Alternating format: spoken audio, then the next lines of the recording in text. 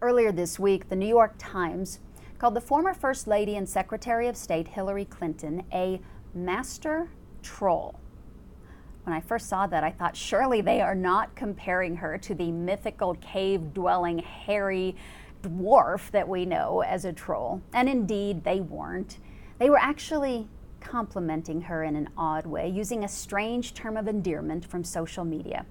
A troll is someone who loves to stir the pot, who likes to start arguments in order to create reaction and promote distraction. Now, I have no desire to wade into the murky political swamp waters, so I have nothing more to say about that.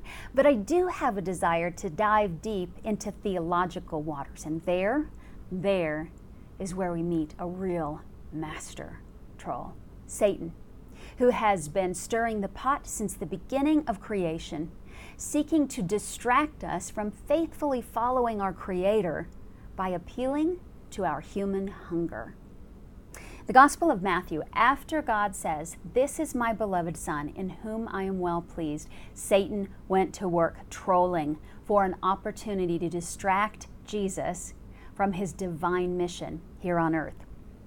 Jesus had been in the desert for 40 days and 40 nights, and he'd been fasting, so he was hungry, and Satan appealed to that physical hunger.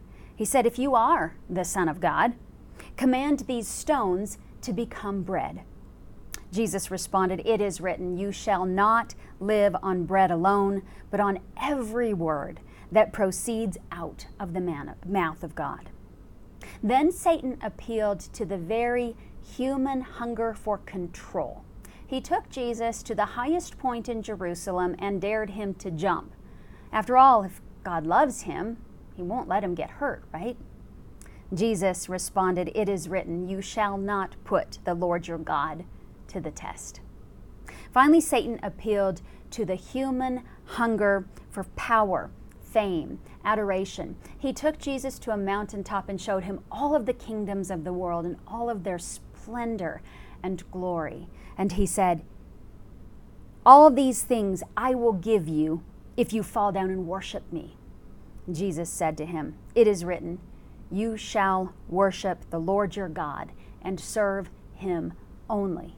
And at that point, Satan fled, and the angels arrived to comfort and minister to Jesus. Satan knows what we hunger for, and he will feed our desire to be happy at whatever cost. Happy in our broken marriages, maybe we get a redo. Happy in our jobs, happy in our health, happy in our wealth. Happy, happy, happy. You deserve to be happy. Isn't that what the world says? Well, Satan said it first. And the truth is, God is far more interested in our holiness than in our happiness. Happiness is rooted in our circumstances. As long as things are going your way, you're happy until things stop going your way.